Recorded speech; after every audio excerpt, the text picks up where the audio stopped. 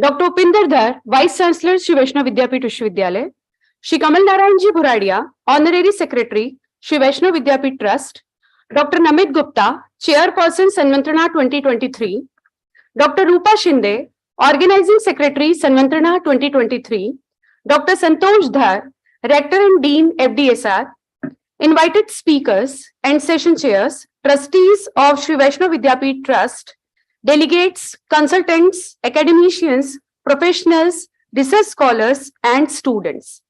Namaskar, good morning, and a very warm welcome to Ahilya Nagari, Indore.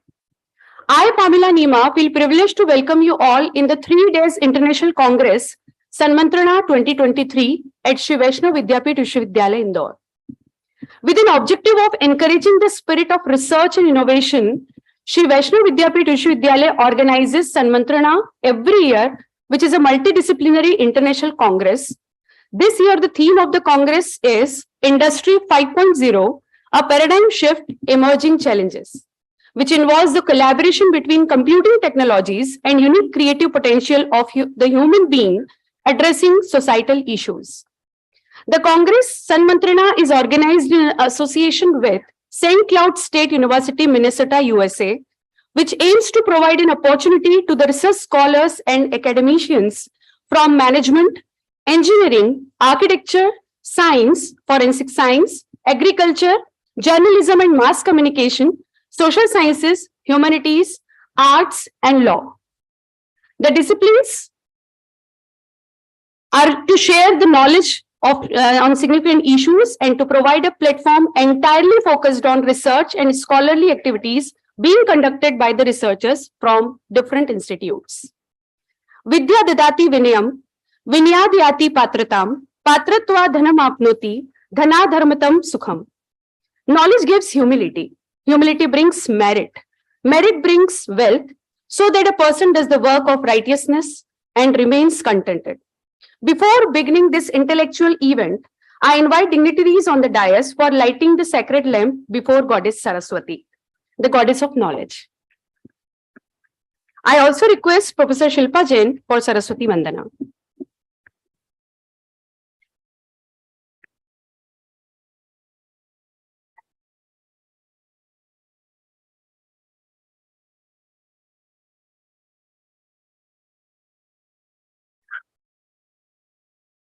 Ya kunde ya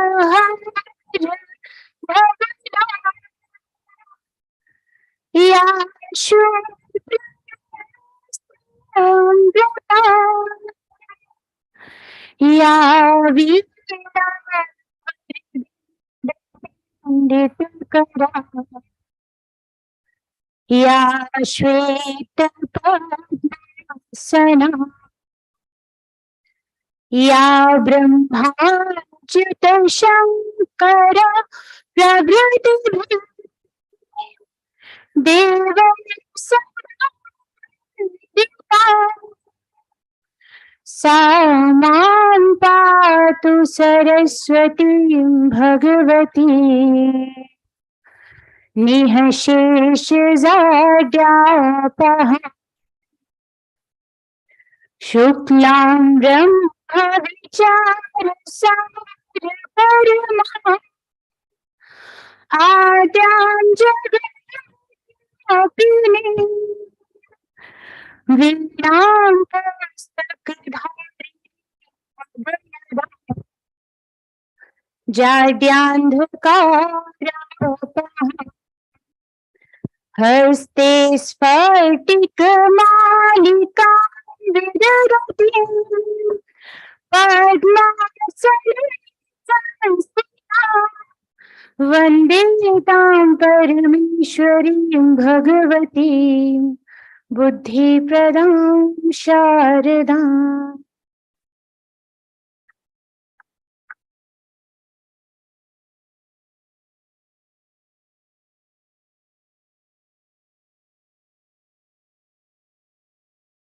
Sage Bharat Muni, written in Natya Shastra, Sangita Vasara Savadana Vechacha, which means music is the essence of emotion. Let us have a glimpse of the song of Shri Vaishnav Vidyapit Vishwavidyalaya, May I now request one and all present here to rise for Vishwavidyalaya Kulgan.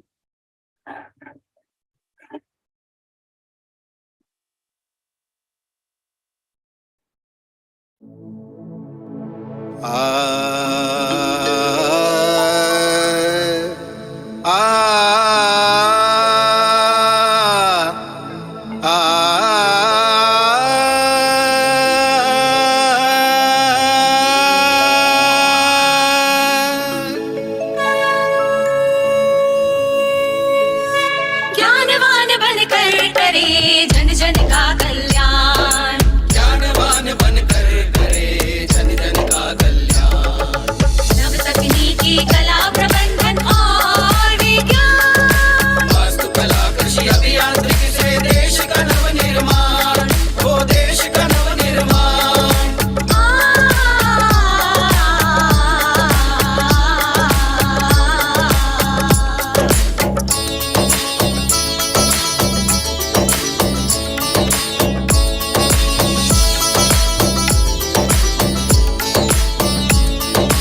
संकल्प हमारा जग में हो भारत न्यारा, संकल्प हमारा जग में हो भारत न्यारा।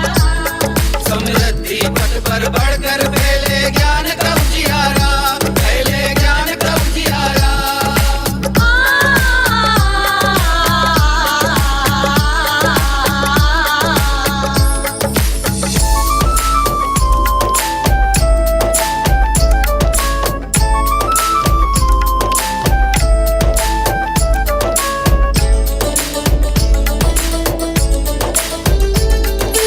सेवा भावी बन सुख शांति का संदेश फैलाए, सेवा भावी बन सुख शांति का संदेश फैलाए। मानव हित में विश्व शांति का है उद्देश्य हमारा, है उद्देश्य हमारा।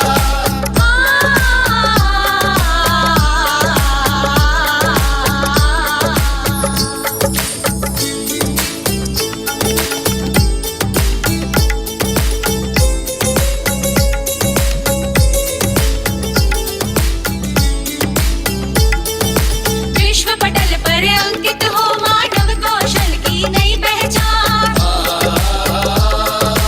विश्व पटल पर अंकित हो मानव कौशल की नई पहचान। वैष्णव विद्यापीठ विश्वविद्यालय का बड़े मान, विश्वविद्यालय का बड़े मान।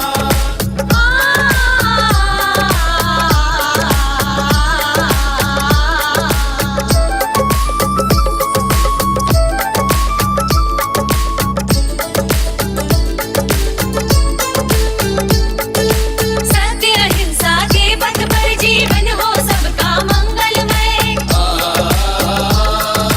सत्य अहिंसा के पथ पर जीवन हो सबका मंगलमय। तम सो मा ज्योतिर्गमय, तम सो मा ज्योतिर्गमय, तम सो मा ज्योतिर्गमय, तम सो मा ज्योतिर्गमय, तम सो मा ज्योतिर्गमय, तम सो मा ज्योतिर्गमय, तम सो मा ज्योतिर्गमय, तम सो मा ज्योतिर्गमय।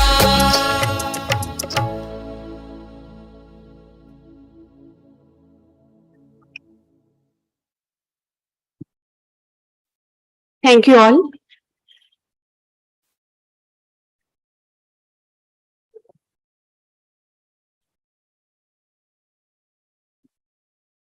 Since the times of ancient India, we sincerely follow an important practice of recognizing the feeling of the guest is God, which we call Atithi Devo Bhava. Following this tradition of Atithi Satkar, I request Chancellor Shri Vaishnav Vidyapit Vishwavidyalaya Shri Purushottam Das Ji Pasari and Vice Chancellor Dr. Upinder Dhar to virtually welcome our Chief Guest Dr. Robin Becker, President, St. Cloud State University, Minnesota, USA.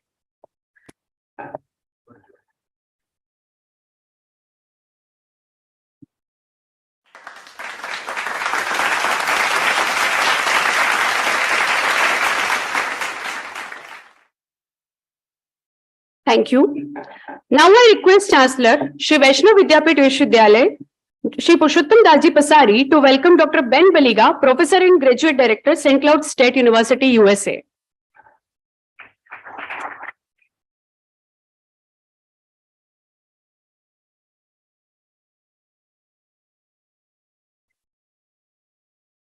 I request Vice Chancellor Dr. Upinder Dhar to welcome Professor Dr. Hiral A. Shah, Professor, St. Cloud State University, USA.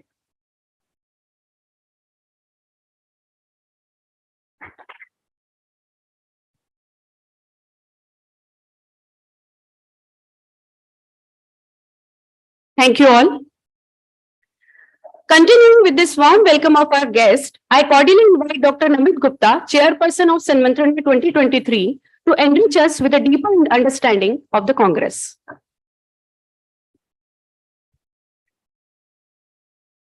Thank you, Pamela ma'am, and good morning to all. A very good morning to Dr. Robin Wacker from India.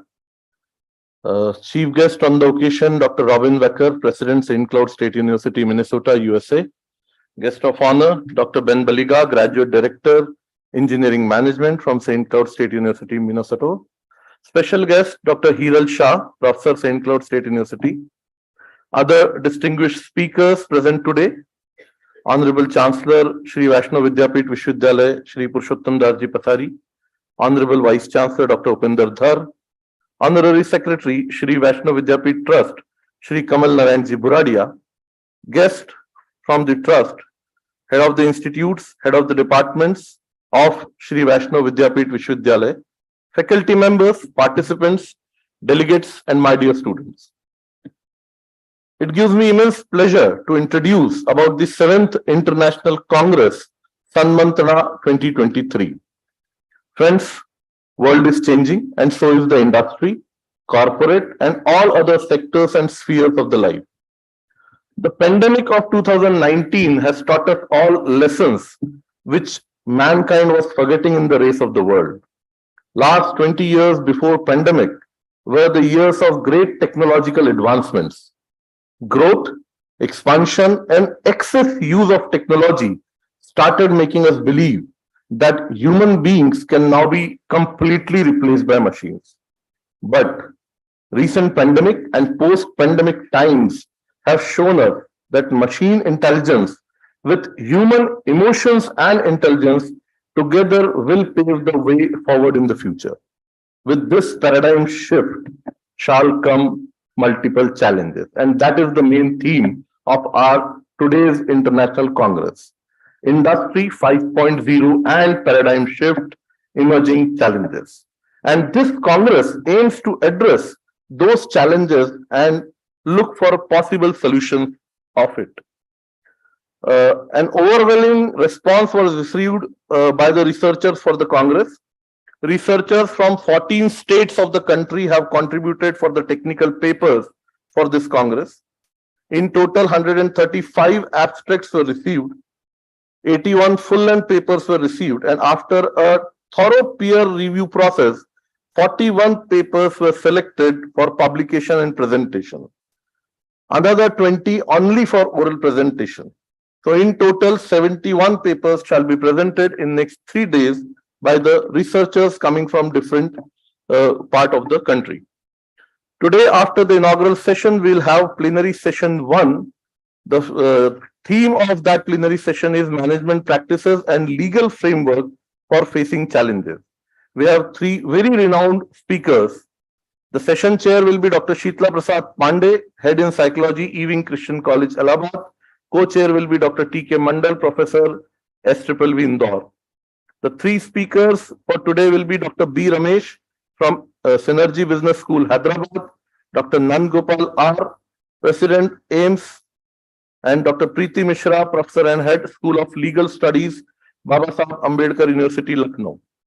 Tomorrow, we'll be beginning again with plenary session 2.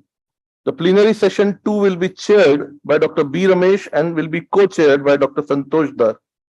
The speakers will be Dr. Sheetla Prasad Pandey, Dr. T.N. Dhar, and Dr. Neeraj Khatri. Tomorrow only we'll be having another plenary session. The sub-theme of that plenary session is scientific temper and quality of life. The session chair will be Dr. Neeraj Khatri and session co-chair will be Dr. K. Guru Prasad. The renowned speakers will be Dr. Piyali Das from Terry, New Delhi, Dr. O.P. Veda from Jawaharlal Nehru Krishi Vishwavidyalaya, Jabalpur, and Dr. S.L. Vaya from School of Criminology and Behavioral Sciences, Rashtriya Raksha University, Gandhinagar, Gujarat. Day 3, we'll have plenary session 4. The sub-theme will be reimagining the role of engineering and architecture in the today's world. Session chair will be Dr. Priyali Das and co-chair will be Dr. Anand Rajawat. The 3 speakers for this session will be Dr. Srinivas Singh, Director IIITM Gwalior, Ms. Arati Sood, she is the Master Trainer and Automation Leader of Europe and Asia for IBM, and Dr. Bhupesh Lad from IIT Indore. We have one more speaker who will be joining on 3rd, and that is Dr. Gauri Kotnis. She is the in-charge Vice Chancellor of Symbiosis University, Pune. Other than the four plenary sessions, we'll be having 7 technical sessions spreaded for the 3 days. They will be concurrently held at different locations in the university campus. 2 technical sessions will be in today's date, 3 in tomorrow, and remaining 2 on the 3rd of February.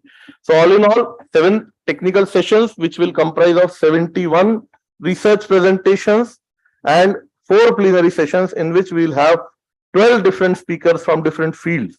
So it is a multidisciplinary international congress. We have tried to cover all the aspects of the programs which we are running in this university. So thank you very much, and I wish all of you a very happy learning. Thank you. Thank you, sir.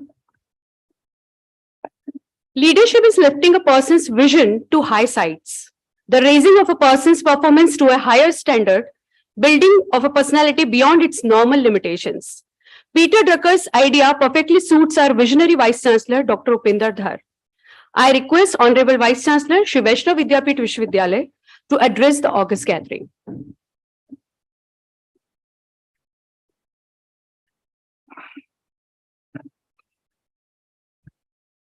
Chief guest on this occasion, Professor Robin Wacker, President, St. Cloud State University, Minnesota, USA.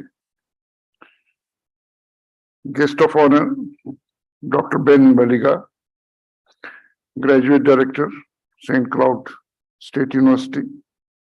Special guest, Dr. Hiral Shah from the same university. Honorable Chancellor of the University, Shri Purushottam Das Ji Pasari. Honorary Secretary, Shri Kamal Narayan Ji Buradia. Dr. Namit Gupta, Dr. Rupa Shinde, resource persons, Professor T.N. Dar from Shulini University, Professor Sheetla Prasad from Allahabad, and all other distinguished resource persons who will be sharing their knowledge and experience during SANMANTRANA 2023. In our university, we organize conferences throughout the year in almost all the disciplines. But this Congress is the only one which we organize in January, February every year, and it covers all the disciplines. It cuts across the disciplines. That's why we call it Congress. We are thankful to St. Cloud State University for supporting us to organize this conference for last 7 years continuously. We were expecting Professor Wacker here in the campus today, but because of some unavoidable circumstances, she could not come physically. But we are very happy that she is connected with us online from England, and it is very early morning there. Thank you very much, Professor Wacker, for taking all the trouble to get connected with us. In this conference, we will be talking about Industry 5.0, or many people pronounced as 5.0. And this is perhaps the very apt topic on which we need to brainstorm.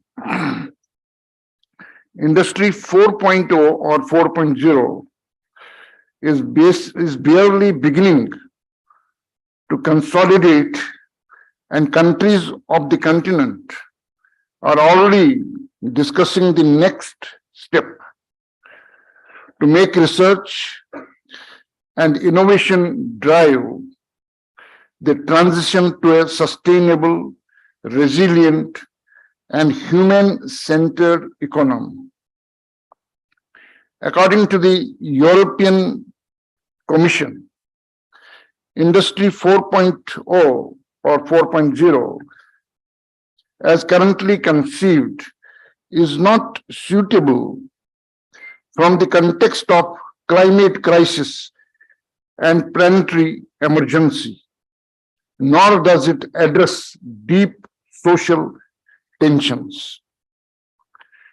For this reason, the concept of Industry 5.0 or 5.0 emerged, which recognizes the power of industry to achieve social goals beyond jobs and growth, to become a vector of prosperity, making production respect the limits of our planet, and placing good being of worker at the center of the production process. The new paradigm shifts to focus from just shareholder value to also considering stakeholder value.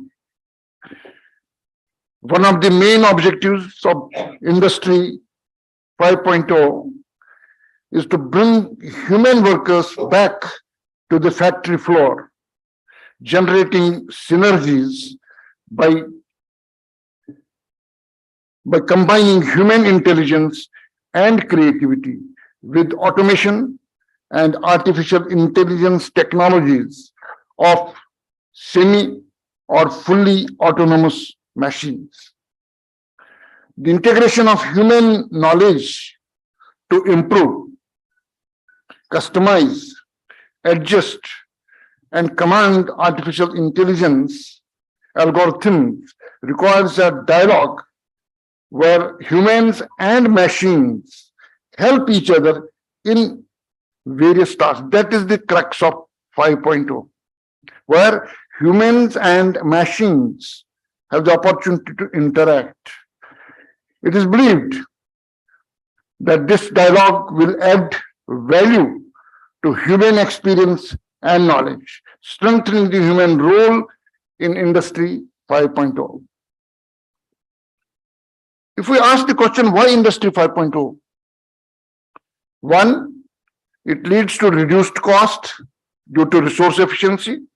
Two, it empowers workers while giving control to them, who remain in control. Three, competitive industry by attracting best talent. Four, adapted training for evolving skills. Five, competitive edge in new markets. And finally, improved safety and well-being. In short, Industry 5.0 is a solution provider for people and for our planet. The prerequisite is that technology serves people, not the other way around. This is where it is different from 4.0.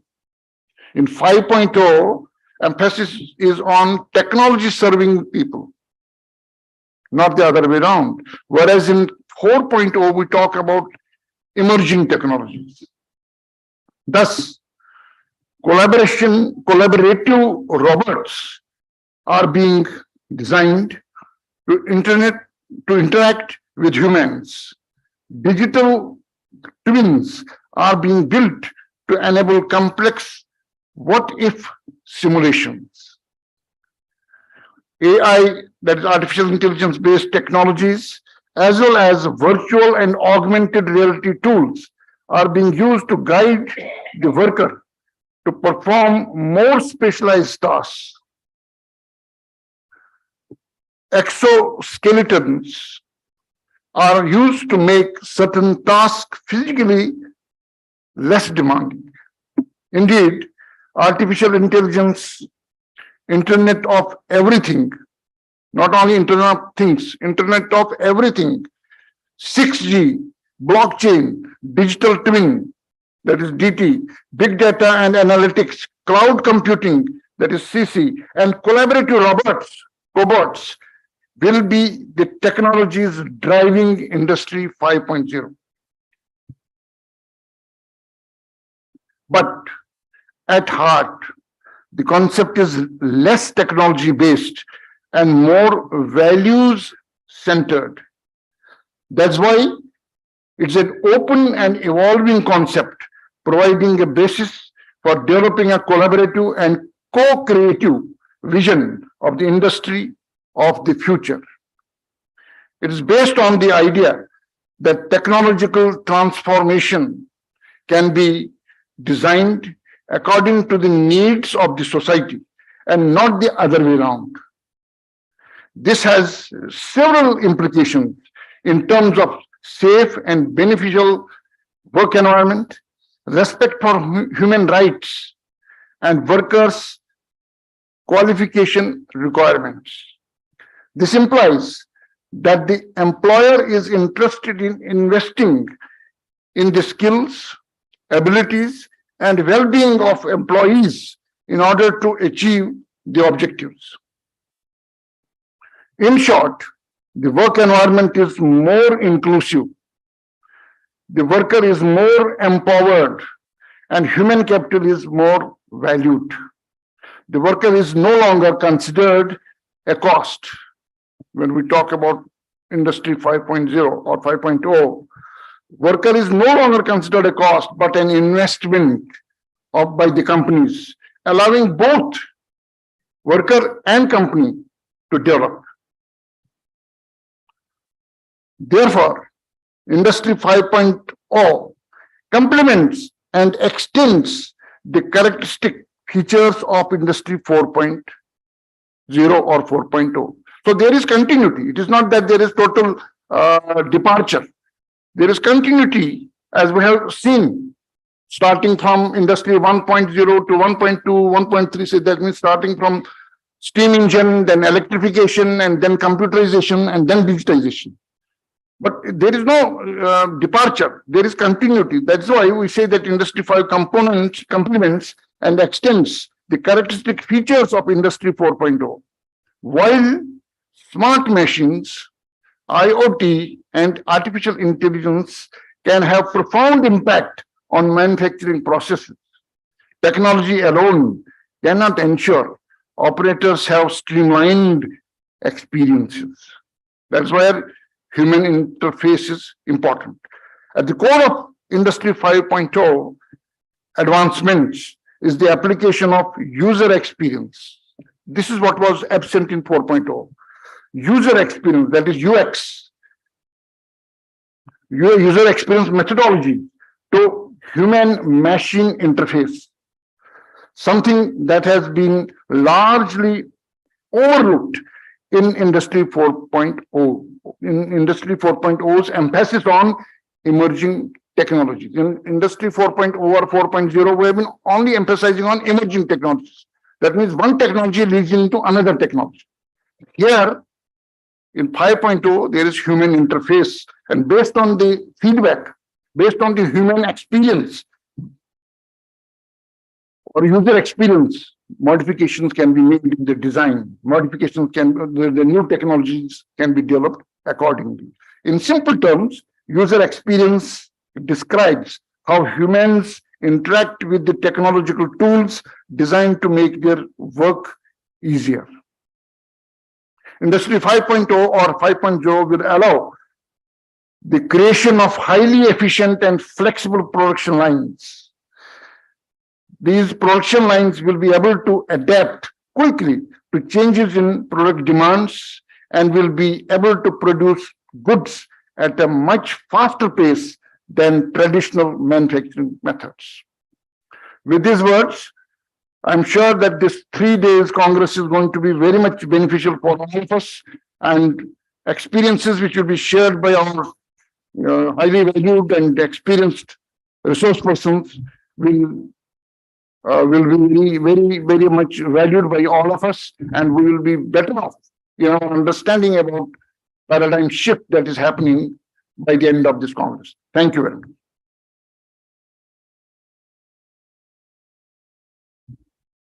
Thank you, sir.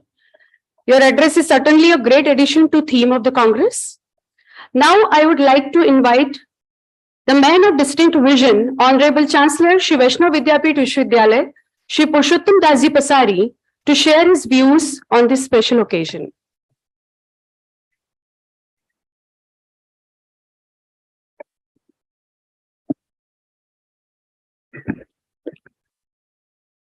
Namaskar. Chief guest,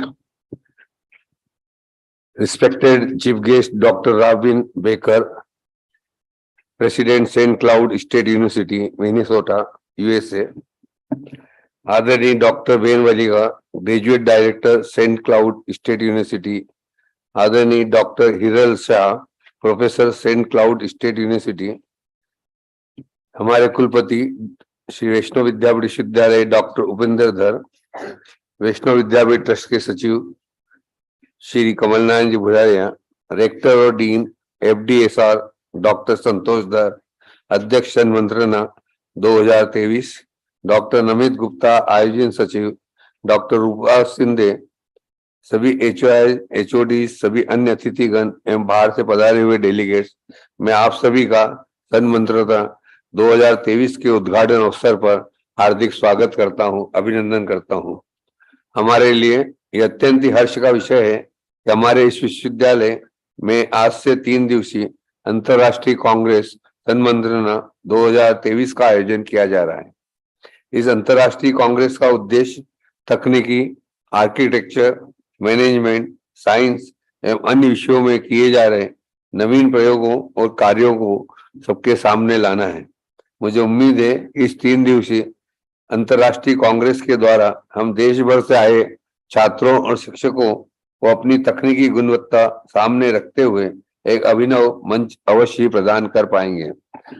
बंधुओं, श्री वैष्णव trust एवं इसकी सहयोगी संस्थाओं ने गत 139 वर्षों से इंदौर शहर में नर सेवा, नारायण सेवा के मंत्र को आधार मानकर जन सेवा एवं जन कल्याण के अनेक प्रकल्प संचालित किए हैं।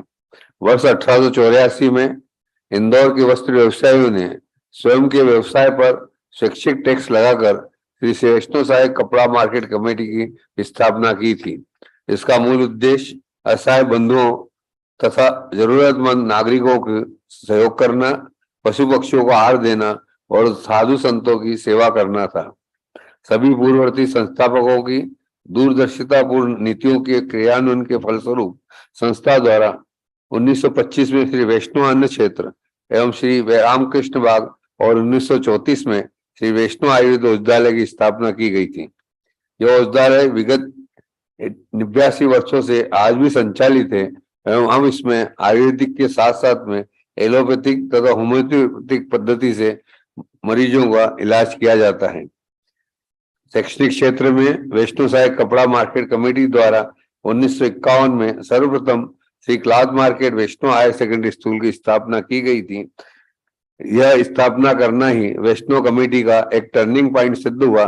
उसके तत्पश्चात सन 1962 में श्री वैष्णव पॉलिटेक्निक, 1967 में श्री वैष्णव वाणिज्य महाविद्यालय, 1981 में श्री क्लॉथ मार्केट वैष्णव बाल मंदिर, 1992 में श्री वैष्णव कन्या विद्यालय, 1993 में श्री वैष्णव एकेडमी, 1995 में श्री वैष्णव प्रौद्योगिकी एवं विज्ञान संस्थान एवं 2005 में वैष्णव विधि संस्थान तथा श्री वैष्णव शिक्षक प्रशिक्षण महाविद्यालय स्थापित किया गया। आज इन सभी संस्थाओं में 23,000 से अधिक विद्यार्थी अध्ययनरत हैं। उल्लेखनीय है कि न लाभ न हानि के आधार पर संचालित ये सभी संस्थाएं अपनी प्रतिष्ठा से संपूर्ण देश और प्रदेश को गौरवान्वित कर रही हैं। श्री वैष्णव शैक्षणिक एवं पारमार्थिक न्यास द्वारा असहाय बच्चों को स्कॉलरशिप एवं निःशुल्क किताब कॉपी का भी वितरण प्रतिवर्ष किया जाता है। साथ ही डायलिसिस के मरीजों को न्यूनतम 400 रुपए में डायलिसिस किया जाता है। सभी शासकीय औपचारिकताएं पूर्ण करने के पश्चात सन 2015 में श्री वैष्णव विद्यापीठ विश्वविद्यालय मध्य प्रदेश निजी विश्वविद्यालय अधिनियम के अंतर्गत स्थापित किया गया था। विश्वविद्यालय की स्थापना मानवता के बेहतर भविष्य के उत्थान को उत्कृष्ट शिक्षा, प्रशिक्षण एवं अनुसंधान के माध्यम से उत्थान करने की दृष्टि से ही की गई है। विश्वविद्यालय का उद्देश्य ऐसा उत्कृष्ट शैक्षणिक वातावरण प्रदान करना है जिससे कि बौद्धिक, नैतिक एवं आध्यात्मिक प्रेरणा मिल सके एवं मूल्य निर्धारित नेतृत्व की क्षमता भी को पोषित किया जा सके। विश्वविद्यालय हमेशा सामाजिक रूप से जिम्मेदार नागरिकों के विकास एवं वैश्विक समाज के विकास की ओर निरंतर प्रयासरत है। श्री वैष्णव विद्यापीठ विश्वविद्यालय का परिसर 52 एकड़ क्षेत्र में विकसित किया जा रहा है।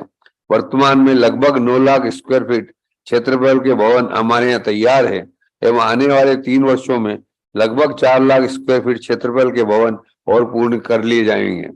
इस अंतर्राष्ट्रीय कांग्रेस के द्वारा हमारी कोशिश है कि एक ऐसा मंच शिक्षकों, शोधार्थियों एवं छात्रों को प्रदान करें जिससे उन्हें अधिक से अधिक सीखने का मौका मिल सके एवं वे समाज की उन्नति में अपना योगदान दे सके। मैं पुनः आज के chief guest doctor Robin Baker ji, आदरणीय डॉक्टर वेन वलिंगा जी एवं डॉक्टर हिरल ए शाह के प्रति हृदय से आभार व्यक्त करता हूं कि उन्होंने अपने व्यस्तम समय में से अमूल्य समय इस अंतर्राष्ट्रीय कांग्रेस सन्मंत्रणा के लिए दिया। धन्यवाद। जय हिंद, जय वैष्णव।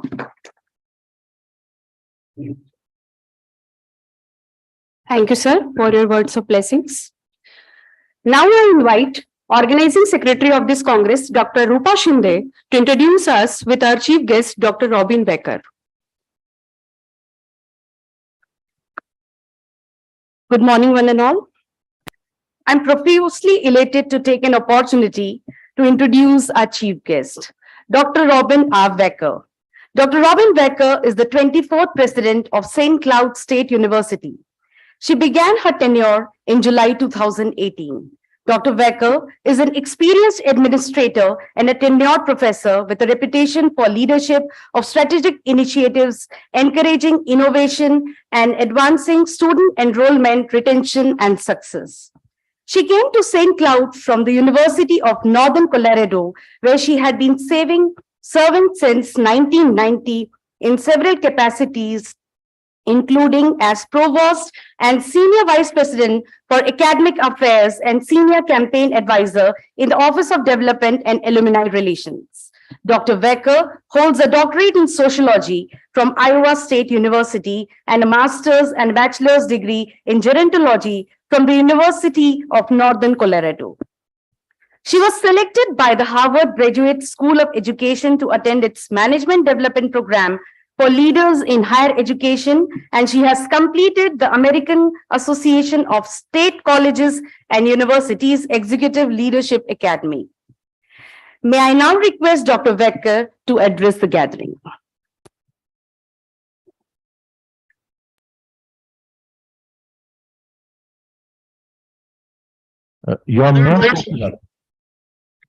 Honorable Chancellor, Vice Chancellor, colleagues, students, and guests. I am pleased to see you, but I am disappointed that I am not there in person. It was in 2020 when I had the honor of visiting your university and city, and I still remember the hospitality you extended to me during my visit, and I very much look forward to seeing you in person sometime in the future. I'm also pleased that SVVV, with its large focus on technology, is at the forefront of helping graduate young people who will take the world forward. And we are so pleased that you are our strategic partner. I want to thank the organizers of this International Congress for the opportunity to be a part of these essential conversations about Industry 5.0 and its paradigm shift and emerging challenges, and to be able to discuss the implications across industries and sectors.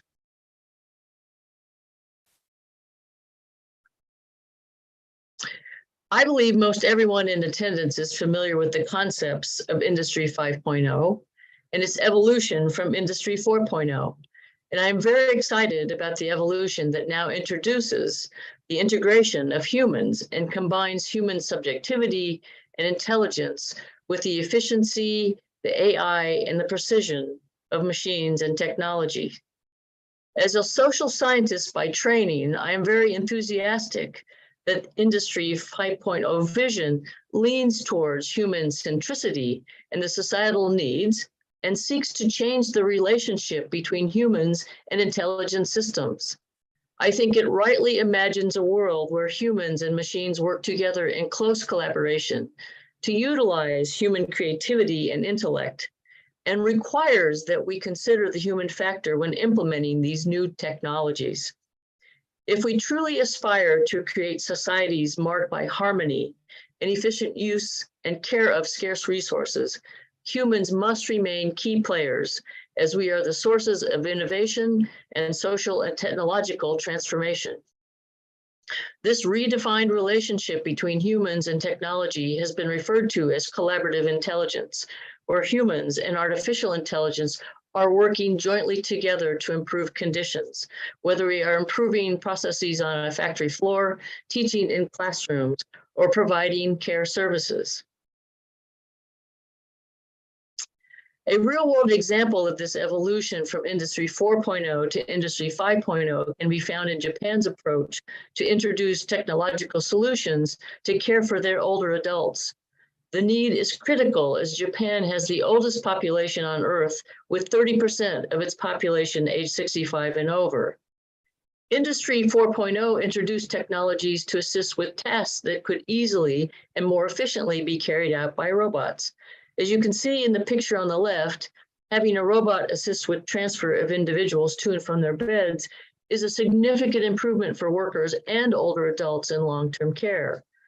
Transferring frail or mobility impaired older adults is a difficult task, and care workers are frequently injured as they attempt to manually transfer individuals.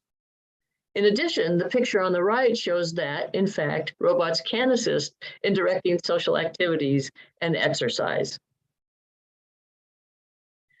But as Industry 5.0 continues to evolve and becomes capable of interacting with human emotion and feelings, there's certainly the possibility of moving beyond performing simple tasks to one that is vitally important, that can assist in relieving loneliness and isolation and through conversation with older adults. And while Industry 5.0 holds a great deal of promise for humankind, it also holds a great deal of promise to positively reshape higher education if we are willing to evolve along with it over the next few years. In my mind, the role of higher education is key in three areas. The first is the need to address and introduce new pedagogical strategies. Because of the intentional relationship between machines and humans, it will be vitally important that we promote cross-disciplinary education and research so that societal engineering and sustainability-related concepts can be discussed together. As suggested by Brew and colleagues, to advance the promise of Industry 5.0, learning environments should be comprised of students and faculty from a variety of academic fields, many of those that are here today at the Congress. It is in these multidisciplinary groups where societal, engineering, and sustainability-related discussions are had together, and new theories and frameworks and methodologies would absolutely be introduced and encouraged in these environments. Imagine teams of faculty from psychology, sociology, organizational psychology, engineering, software design, discussing the ways in which robots and other artificial intelligence devices can interact with humans in any activity, function, or job. In addition, it will be important to focus on what's referred to as the 4 C's of 21st century learning: critical thinking, creativity, collaboration, and communication. These so-called soft skills will be more important and in more demand as we create human-centric technologies. Students from all disciplines must also continue to have a significant amount of their educational experience interacting with robots, machines, and computers, and being comfortable with learning via simulations. Again, imagine a group of students who are studying that aging, software engineering, psychology, and robotics to create that robot that could provide that comfort and support to older adults with dementia. The second role of higher education is to begin to promote a paradigm that shifts from one's education being achieved in 4 years to education being a lifelong endeavor. This acknowledges that learning is no longer completed in a finite time, where it is assumed that after 4 years, everything that one needs to know has been accomplished. We know that new information is introduced in society now approximately every decade compared to every 100 or 50 years that it was in the past. So the idea that you can be prepared for a career in 4 years is a concept that is no longer realistic.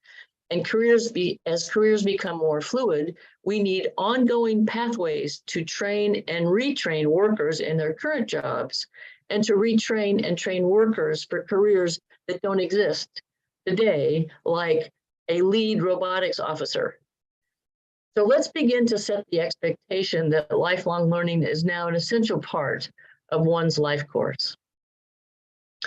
And finally, I believe higher education is the right venue to lead and discuss the moral, ethical implications and the values that are related to Industry 5.0 that will no doubt have an impact on the personal lives, on privacy, on social systems, and society. So now is the time for higher education to play its part in shaping Industry 5.0, and I hope that we embrace that opportunity. Thank you so much.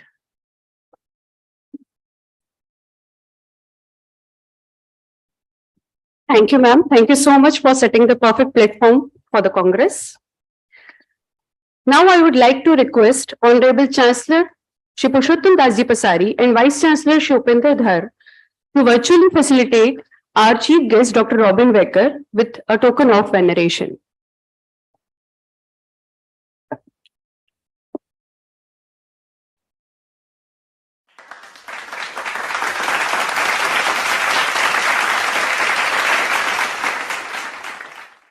May I request Dr. Ben Baliga to receive the memento on behalf of our Chief Guest Dr. Robin Becker. I request Chancellor Sir and Vice Chancellor Sir to present the memento to Dr. Ben Baliga.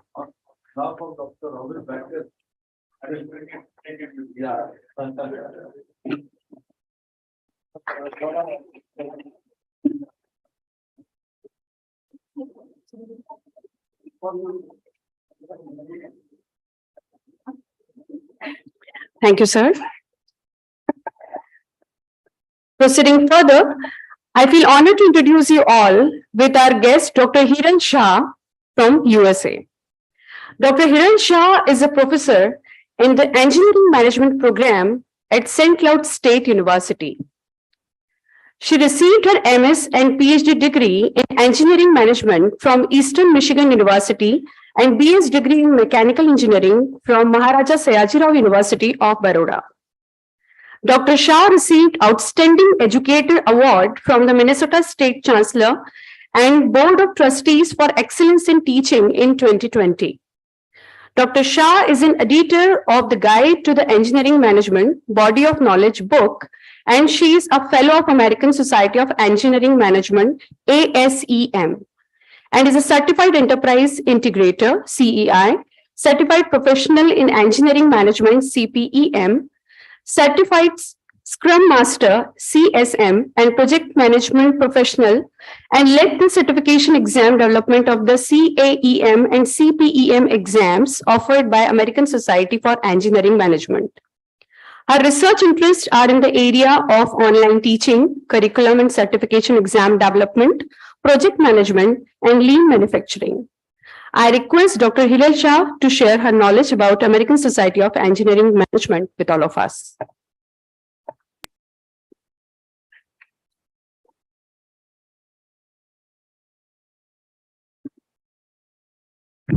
Yeah.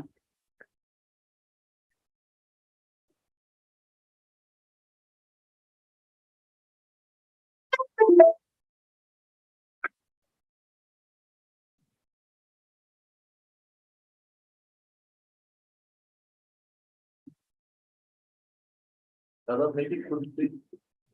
Full screen.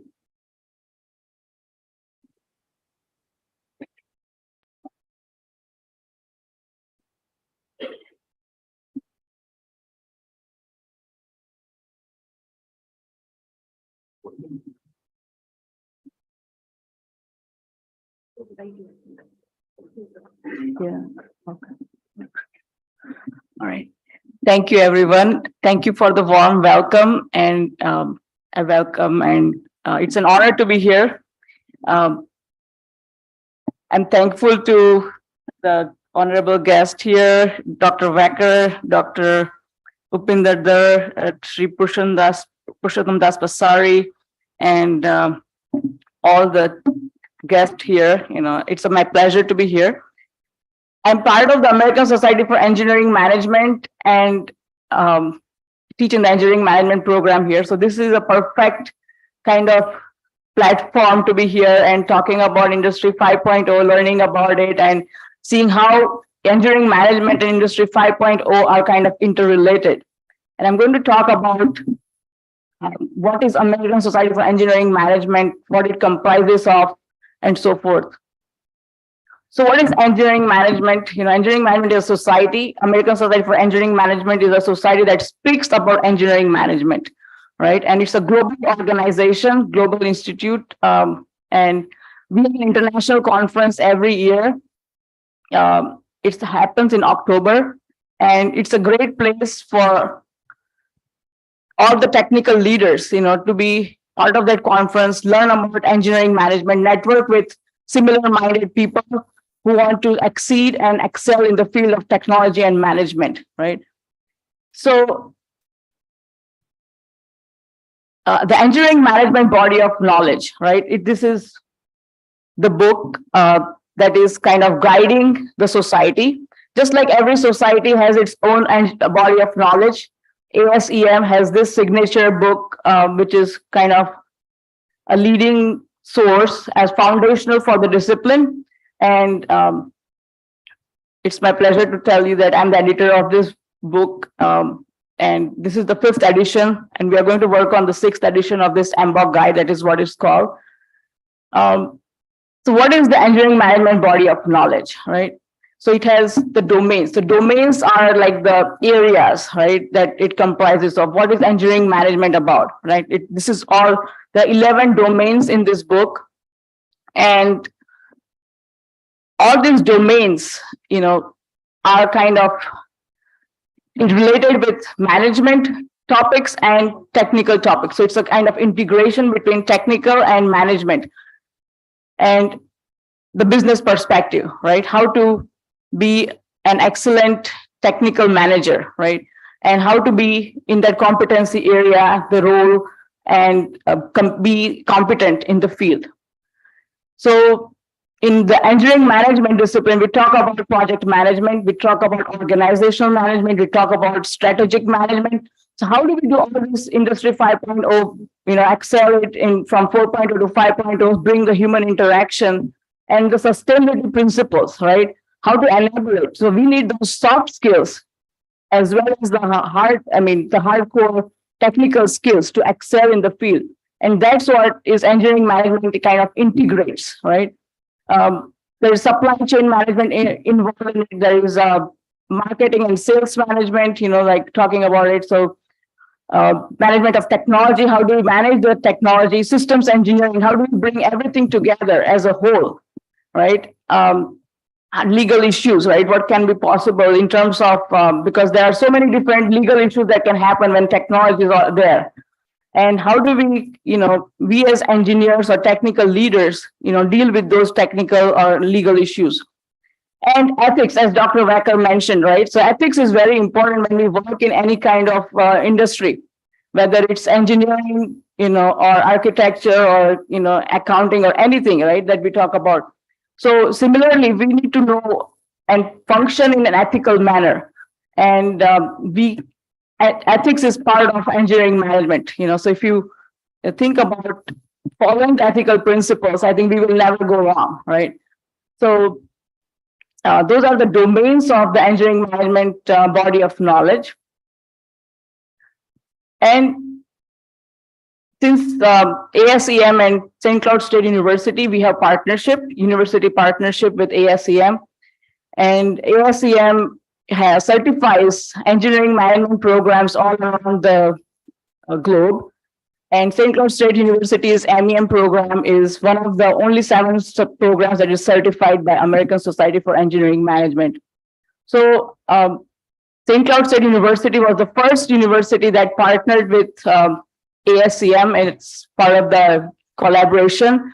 And because of that, the St. Cloud State students get to become the members of ASEM and at no cost, So they save whatever is the membership fee, at least $30 or so, or $35 per year on that membership. And plus they get the perks to be the member of ASEM. The perks include like access to the journal, access to the engineering management body of knowledge, access to the engineering management handbook, access to case study competitions that is organized at a global level by ASEM, and many other activities. They get to go to the conference, ASEM conference, that is held every year, and we pay for them. If they are publishing papers and so forth at this conference, we pay for their travel cost and everything as part of being, kind of advancing in that particular discipline.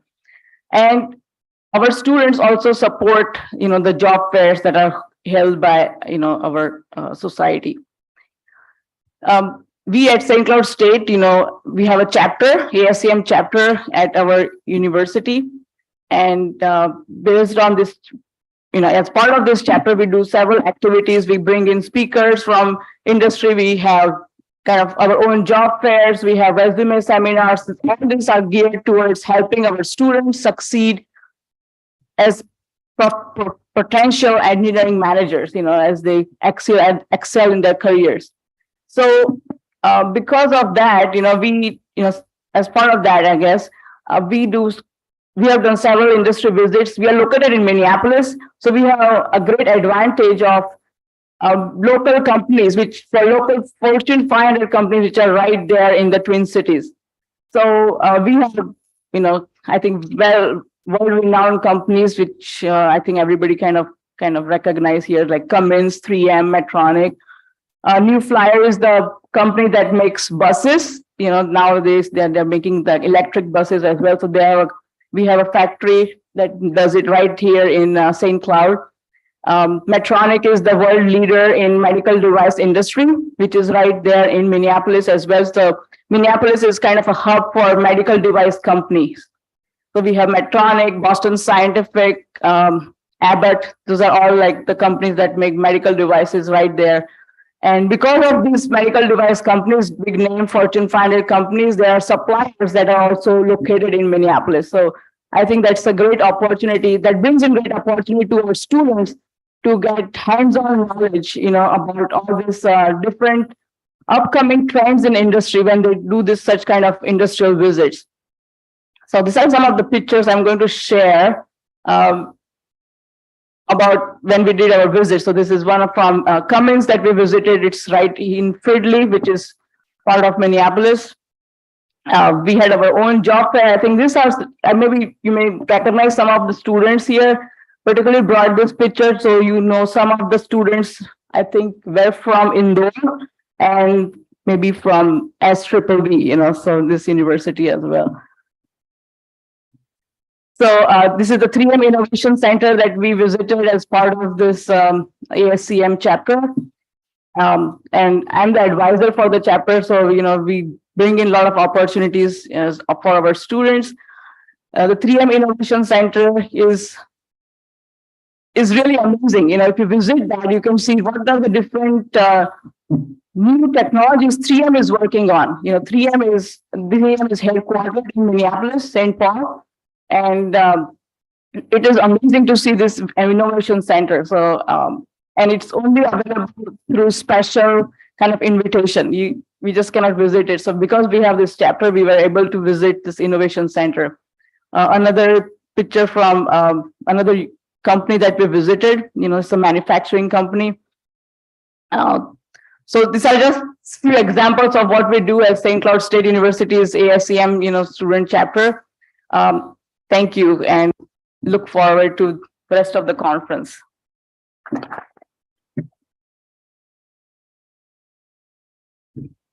Thank you, ma'am. Thank you so much for enlightening us about American Society of Engineering Management. Now it is a proud privilege to introduce you all with Dr. Ben Baliga, sir.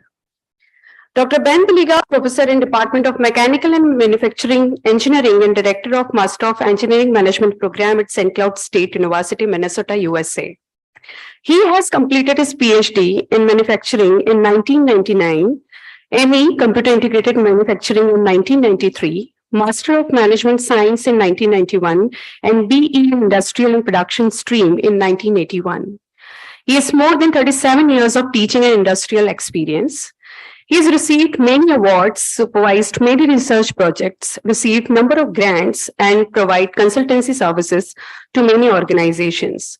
To share about the research work in the educational collaboration of Shri Vaishnav Vidyapith Vishwavidyalaya with St. Cloud State University, Minnesota, USA, I invite Dr. Ben Baliga for his address.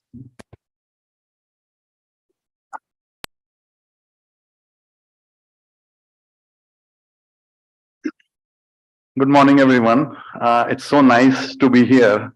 The last time I was here was in January 2020.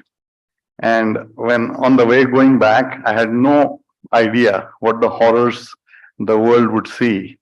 I saw a few people wearing masks and I wondered why they were wearing masks because I was in India. And so by then, everyone was thinking, well, it's only in China. And there were people from China traveling, with masks and I just looked at it, and then a month later, 2 months later, horror fell all over the world. All the curtain came down. No one could travel from one country to another, one state to another. No one knew anything. The governments didn't know what to do. All they could do is shut down and hope there will be some cure, some vaccine, some hospital capacities built up. And then there were people who didn't want that, who said it's fake. So we've been through a lot. And a lot of people in every country have died. They could have lived for longer. So it has been a very traumatic experience. Everyone knows everyone. I never thought I would be back in 3 years, but I'm really, really pleased to be back here in India. 3 years and we are getting back to normal. So thank you, everyone, for this. And as Dr. Shah was showing some photos, yesterday I came across a photo of one of our alumni because we get 20 students from Indore every year, and he has a Mercedes-Benz with a number plate Indori. So I didn't know what an Indori was. So, and then I was told by people what Indori means. So there is a Mercedes-Benz going around with Indori number plates in Minnesota with someone who came here just 4 or 5 years ago. And our students are really doing exceedingly well. We have close to 95% and more, opportunities for students. And so what happens is, students come in. So you must be wondering if there is a recession slowing down, why? The reason is every day, 10,000 Americans from my generation, Dr. Wacker's generation, and Dr. Dhar's are retiring in America. Many of them are retiring early. They would have normally worked longer. They said, well, with the pandemic, they've seen life is so fickle. And so the only people who are getting jobs are all our students. So in spite of, the economy slowing down, the rate of increase in salary is going up. So that's because of the shortage. The US has one of the worst labor shortages in the world, and also Europe is having the same issue. And so what the students come from a university are exceedingly going to do well, regardless of the Federal Reserve increasing the interest rates, etc. So I'm going to talk a little bit about our collaboration and about St. Cloud State. So those of you who are seeing, we have been sponsoring this conference and joint partnership with the SAAE from 2017. And Dr. Wacker was here 3 years ago, and we visited Choki Dani, and she was looking forward to coming to Nakrali Dani this time. So it was unfortunately to travel. She's traveling to 4 or 5 different countries And it just happened when you have all these different travels, things go wrong. And she was going to be in India only for 24 hours. So that was very cutting close because she, as president, has so many things to go back. She's visiting Nepal, Dubai, England. We have a campus in England. So she asked me to convey in person, that apologizing for not being able to come, but she's definitely looking forward to coming again next year because SAANMANTRANA is our strategic partner. So what you see there is the river Mississippi. As you know, it's the very long river. It starts in Minnesota, and whichever faculty comes to our place for teaching, we take them to the start of Minnesota. And Dr. Anand Rajawat was there, and I think he's visited with the park where the Mississippi River starts. And with the pandemic over, we are looking forward to more faculty from SAANMANTRANA coming every year to St. Cloud State, and also St. Cloud State faculty coming here due to our collaboration. And so St. Cloud State is 150-year plus, so whenever we have it, I say 150, and then when it reaches, people say 200. So I've stopped counting the numbers after 150. Maybe in 10 years we can say 160, but it's a 150 plus year old university. And we started as a school of education to prepare teachers.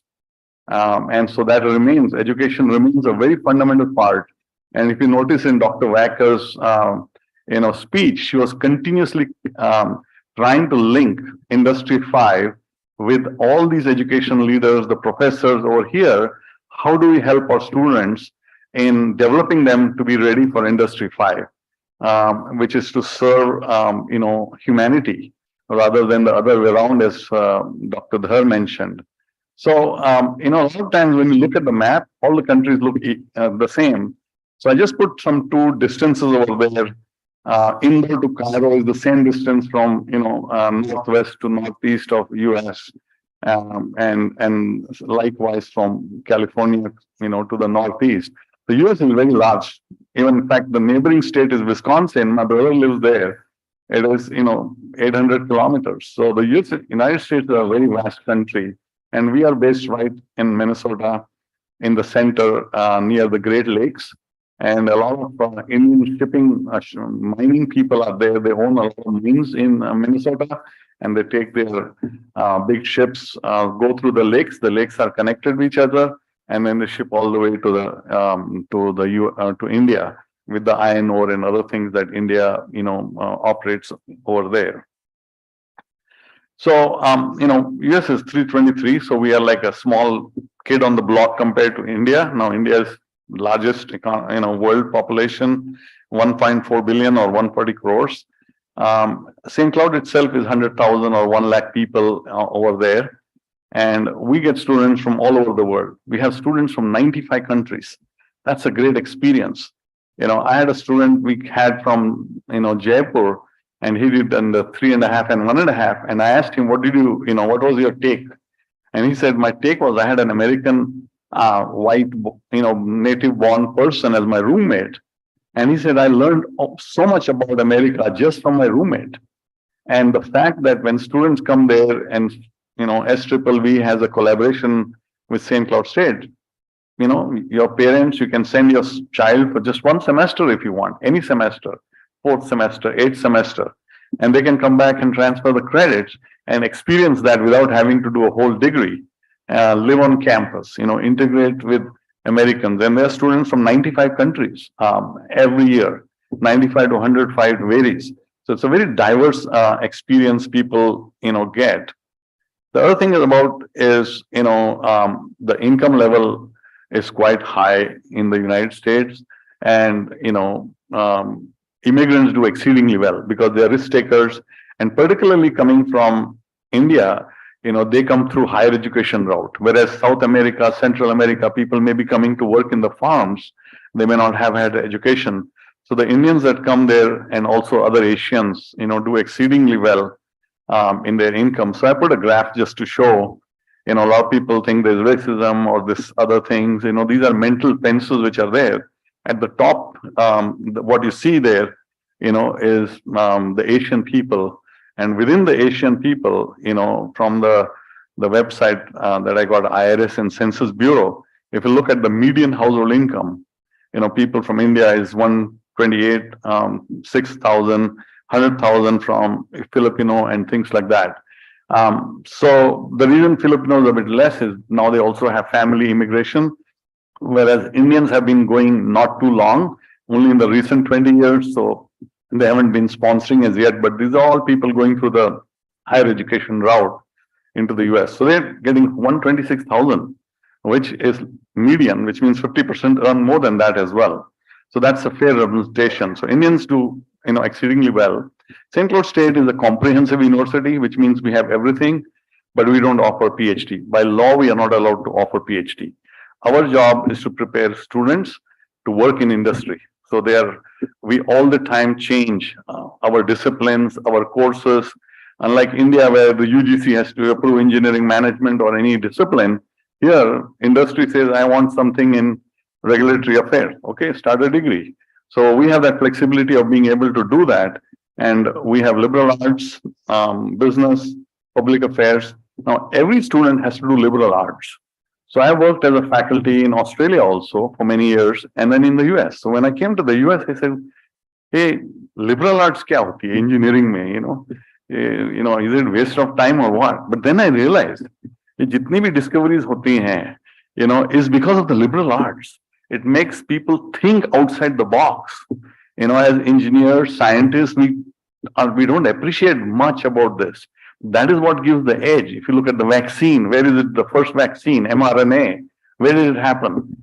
Tesla technology, all new technologies are coming up. And now nuclear fusion is going to be a reality. Again, it's happened. It's all because of the liberal arts. So people, whatever discipline, everyone has to do 33 credits, or almost 6 or 7 courses in liberal arts. So we have a strong liberal arts. So we are a liberal arts college. And then, of course, we have business, MBA, and then public affairs, science and engineering, education, health and human services. So we have all these colleges each with dean. And Minnesota, is quite in the center. It has a fair population, but it's not big by standards of Madhya Pradesh or Indore by any means. And we have a lot of companies there. So one of the reasons that St. Cloud State students have jobs is because if you look at Minnesota, we have Medtronic, the world's largest medical device only company. We have a large presence of Abbott, Boston Scientific. Each of them have like 10 to 15, factories. Right now, me and Dr. Shah are working and doing some helping a company. I don't know if you know the name. Do you know Luxottica? All right. Do you know Ray-Ban? Right. Everyone knows Ray-Ban, but not Luxottica. Luxottica is the largest lens manufacturer in the world. 80% of people here would have had something to do with the Luxottica. They own a lot of the brands. They have 7 factories within 10 minutes drive from our main campus and also our Plymouth campus. So we're working with them. So there's so many companies because the Midwest is a manufacturing center for the United States. So we are just as efficient as China or any other country because of automation, robotics, and other techniques that happen. So we have so many companies that students go into. We have Tesla, 3M has like 7 or maybe 12 plants there. Medtronic has. So a lot of work goes on. And all disciplines of engineering, including IT, computer science is there. United Health is there, which has like 10,000 jobs. World headquarters again is in Eden Prairie, which is a large health insurance company. So my point is that a lot of opportunities are there for our students. And every year we get 20 students from Indore, and Madhya Pradesh, Bhopal, Ujjain. Ujjain is also a lot of them have settled down there. So St. Cloud State, has that connection with Indore, which started, by the way, with SVV partnership. That's how it started all over here. So this is a campus view, overall view. This is also campus view in the winter. Right now we have 4 feet of snow on the ground. So it's quite cool there. And for 6 months in a year, our night temperature is 0 degrees or less. So, but people enjoy it because once the winter starts, first, freeze, all the pollen allergens die off. So if you remember, Nehru ji used to go ki pahadon mein jaake sahad ke liye jate hain karke. And that is because at that temperature, everything is dead. There's no allergen, nothing below 0 degrees centigrade. So same thing here. As soon as first winter comes, everyone's health increases because they don't get cold, cough, they can drink cold water, everything, nothing happens. So there are some benefits to, and that's why a lot of medical device products are made over there because of the cold temperature. In fact, we have special pigs that are made, grown for heart valves. Heart valves are now exclusively made from, from products that come from the pig, the valves for replacement. And there is only one place in the US where they grow. They need cold weather and clean air. And they have large farms there, Medtronic, from which most of the people who get heart, valve replacement comes from, being in a colder place. So, so this is our Plymouth campus, which is where Dr. Anand Rajawat was teaching when he came there, and continues to help us in many areas through our collaboration. So we have a large number of programs. I won't go into it. Disciplines. We have 60 graduate programs, masters, and some doctoral programs in higher education, and also, our MBA and other disciplines is there. And then, St. Louis State MEM is also always top rated in many online programs, etc. So I'm just going to breeze through it. We have a lot of partners, but our strategic partner, as Dr. Wacker said, is with Sri Vaishnava Vishwavidyalaya, and then other partners as well. And so some of the facets of partnership we have here is faculty exchanges. Dr. Ken Miller came, and this time we are hoping to bring a computer science scientist, a PhD, for the summer. And Dr. Dhar has, asked me to work on that. So I'm working, trying to get, we have had 2 faculty who might be, one of them might be coming, and we'll be receiving a faculty student from SAAA, and any semester they can go and do with that, including in their internship project in your, they can do that. They can come back after that or continue 1 year into the MEM program. And regardless, of how many seats we have, anyone coming from SAAA has preference.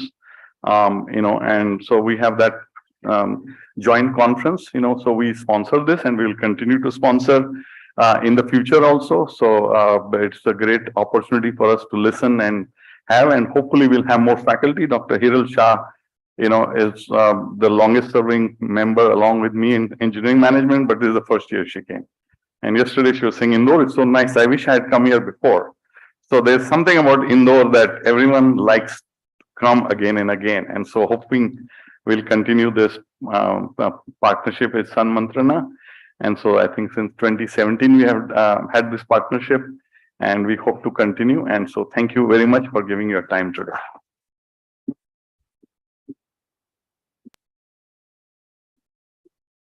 Thank you, sir. Thank you for enlightening us about St. Cloud State Universities.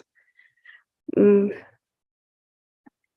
time has come to spread vast feeders of shared wisdom together in the modern sky of intellect and ideas.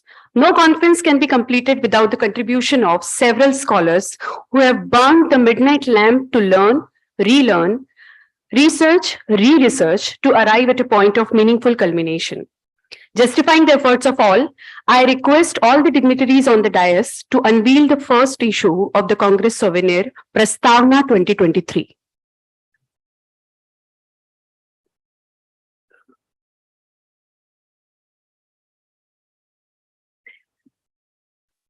I also request all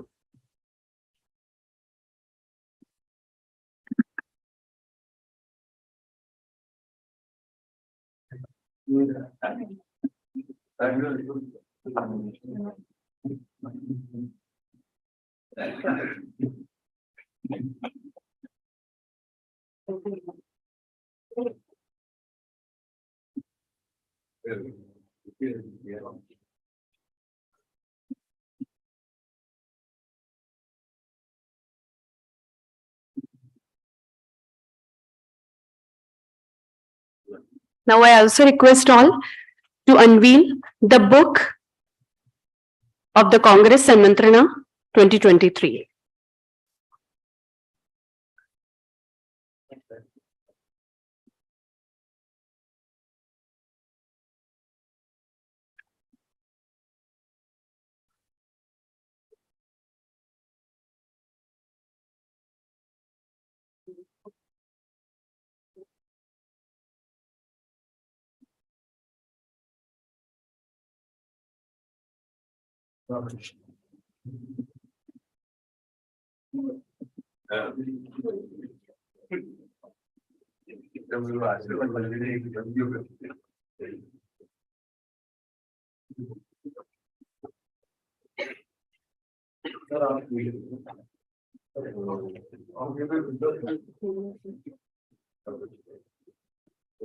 A big round of applause for the select contributors.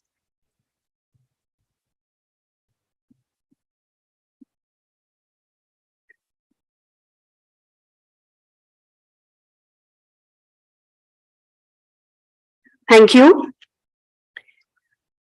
Now I request all the dignitaries to release the brochure of next Congress Sanmantrana 2024.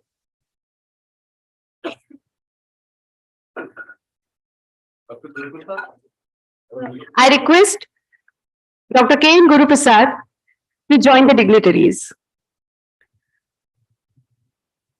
He's the next coordinator. He's the next chairperson of the Congress 2024.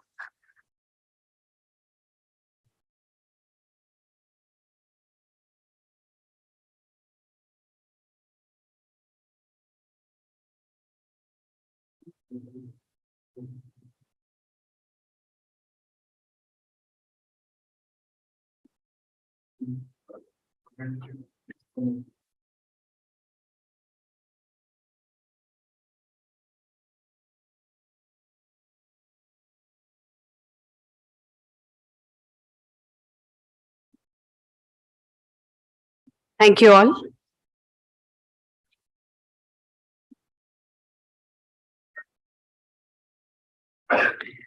Now it is the appropriate time to present our warmest felicitations to our distinguished guest.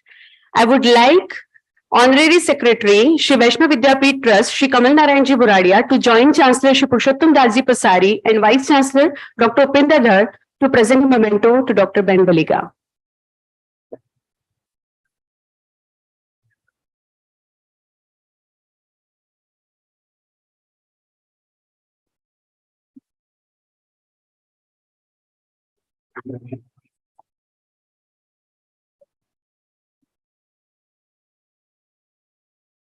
I again request dignitaries to present memento to our guest, Dr. Hiran Shah.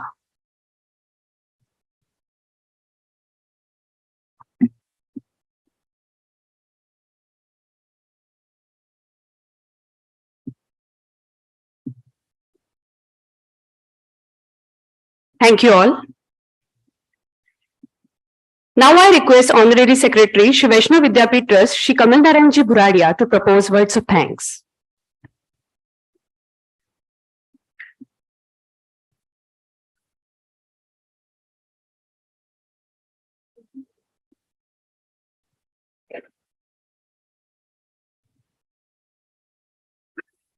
Honorable Chief Guest of the Multidisciplinary International Congress, SANMANTRA 2023, Dr. Robin Walker, President, St. Cloud University, USA. Guest of Honor, Dr. Ben Baliga, Graduate Director, EM, St. Cloud University, USA.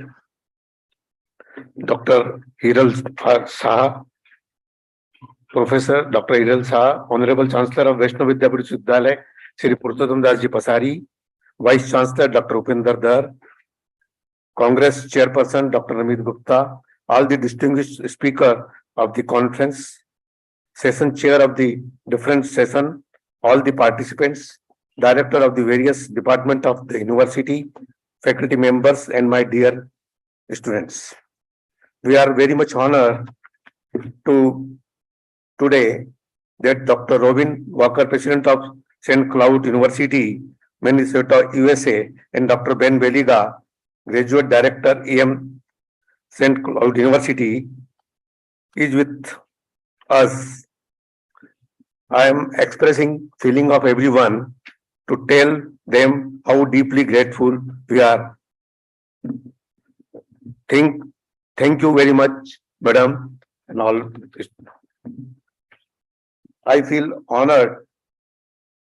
At the outset, I would like to take this opportunity to place vote of thanks to Dr. Ben Veliga, Department of Mechanical and Manufacturing Engineering and Director of Engineering Management Program in St. Cloud University. I also my sincere thanks to Dr. Hiral Shah for her gracious presence in the Congress. Today, my words are not enough to express the gratitude to Honorable Chancellor Sri Purushottam Das Ji Pasari, always inspire us to grow, learn and rise. I extend warm regards to Dr. Upinder Dar, Honorable Vice Chancellor, for his constant motivation and guidance to this SANMANTRA team. Our university is just 8 years old, but it has witnessed exceptional growth, which is known for student experience in a rich and dynamic learning environment. We always focus on to keep up with the ever-changing time by focus and experience of assess and steering qualitative improvement. To this end, our distinctive curriculum are designed to keeping vital component of trade industry reach, skill development and intervention in mind. We encourage in our university culture of quality, culture of new ideas, culture of research, culture of discipline, and culture of activities, and culture of sharing, hearing, and daring. For that, we continue to call for innovative measures to reinvent ourselves to deliver quality education and offering a seamless learning environment where the students can aspire and achieve and can dream, grow and lead. And for that, your collaboration will fulfill our commitment more effectively. Because you are a very old university and we are so young. So the combination will be very good. because of nursing is more important. So you will contribute more effectively in future also. I thank you again for all this. I hope our faculty and all our team members will do their best to achieve our motto, think excellence and live excellence. On this occasion, I am grateful to our Dr. Namit Gupta and their team for their good contribution in this conference. I also thank to all the delegate participants and distinguished speaker who accepted our invitation to grace this Congress. I thank everyone for the involvement in to make this conference a success. I wish all the best for grand success of SANMANTRA 2023. I again thank Dr. Walker and Dr. Ben Veliga and Hiral Shah for their support to our university and attended this conference. Thank you.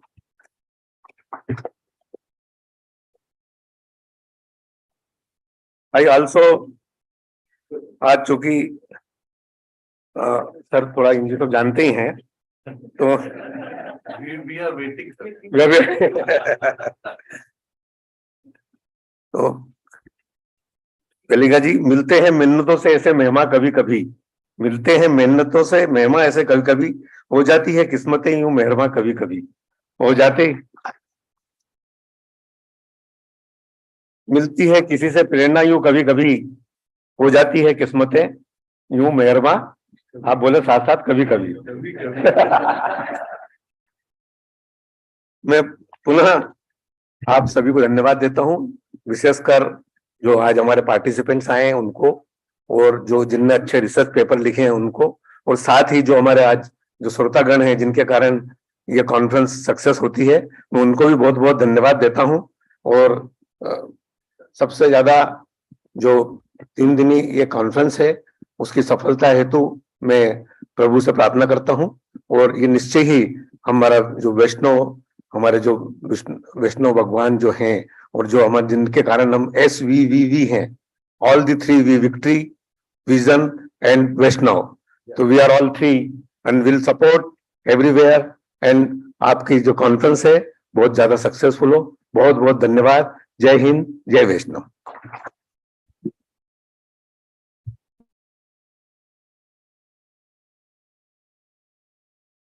Thank you, sir. I request all of you to rise in the honor of national anthem.